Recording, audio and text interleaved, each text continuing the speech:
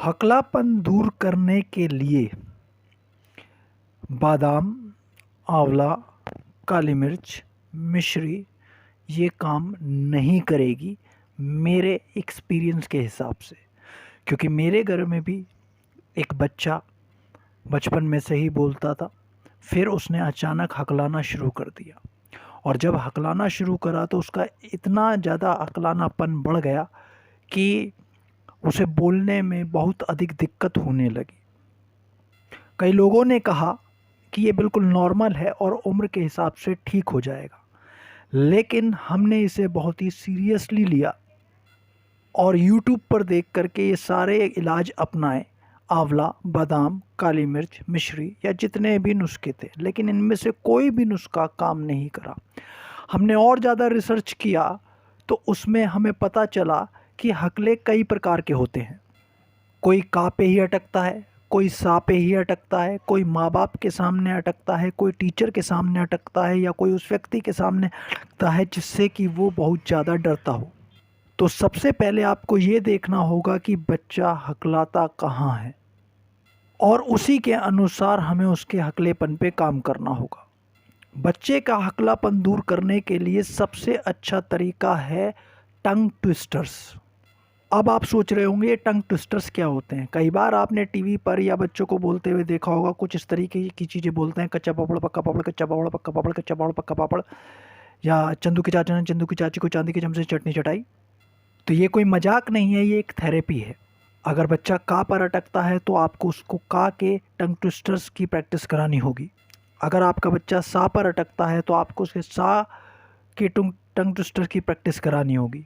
माँ बाप के सामने अटकता है तो माँ बाप के सामने टंग ट्विस्टर्स की प्रैक्टिस करानी होगी। अब हम ये टंग ट्विस्टर्स की प्रैक्टिस कैसे कराएं? क्योंकि बच्चा हकलाता है तो उसे डांटने की बजाय उसके साथ धीरे धीरे प्रैक्टिस कराएं। उसे सामने बैठाएं और उससे बोलो कच्चा, फिर पापड़, पक्का पापड़, कच्चा पापड़, पक्का पापड़। अब स्पीड को थोड़ा सा तेज कर दें, कच्चा पापड़, पक्का पापड़।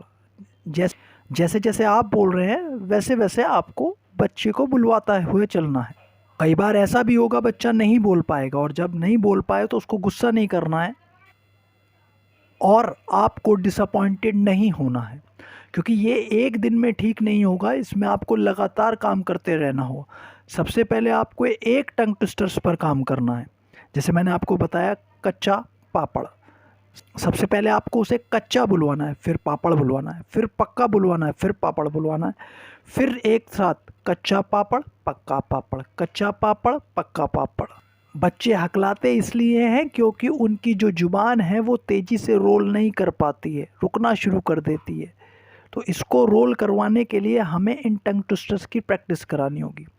जब बच्चा एक टंग ट्विस्टर्स की प्रैक्टिस अच्छी तरीके से करने लगे, कच्चा पापड़ पक्का पापड़, कच्चा पापड़ पक्का पापड़, कच्चा पापड़ पक्का पापड़, कच्चा पापड़ पक्का पापड़, कच्चा पापड़ पक्का पापड़, कच्चा पापड़ पक्का पापड़, उसके साथ दूसरे टंग ट्विस्टर्स की प्रैक्टिस करिए। जैसे जिस ताले की चाबी उस चाबी का ताला, जिस ताले की चाबी उस चाबी का ताला, जिस ताले की चाबी उस चाबी का ताला। फिर इसकी स्पीड को बढ़ा दीजिए, पहले जिस ताले की चाबी उस चाबी का ताला।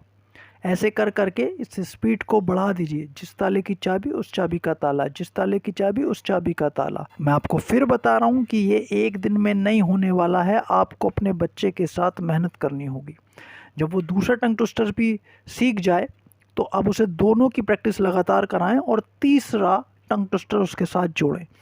अगर आपने करीबन 15, 20, 25 टंग ट्विस्टर्स जोड़ दिए उसके साथ, तो आप देखेंगे कि आपका बच्चा हकलाना बंद कर देगा, क्योंकि उसकी जो जुबान है वो बहुत तेज़ी से रोल करने लगेगी और वो बोलने में बिल्कुल कंफर्टेबल हो जाएगा। अगर आपको कोई ये सलाह देता है कि बच्चा छोटा है, नॉर्मल है, बड़े होते होते ये अपने आप सही हो जाएगा, तो ये बहुत गलत है। बड़े होने के बाद इस पर काम करना और ज़्यादा मुश्किल हो जाएगा, और आपका बच्चा छोटा है तो अभी इस आदत को छुटवाना बहुत आसान है। क्योंकि मेरे घर में मेरा भतीजा खुद हकलाता था, मैंने उसके साथ बहुत काम किया है, और करीबन 5, 6, 7 साल बाद अब वो पूरी तरीके से इस समस्या से बाहर आ गया है।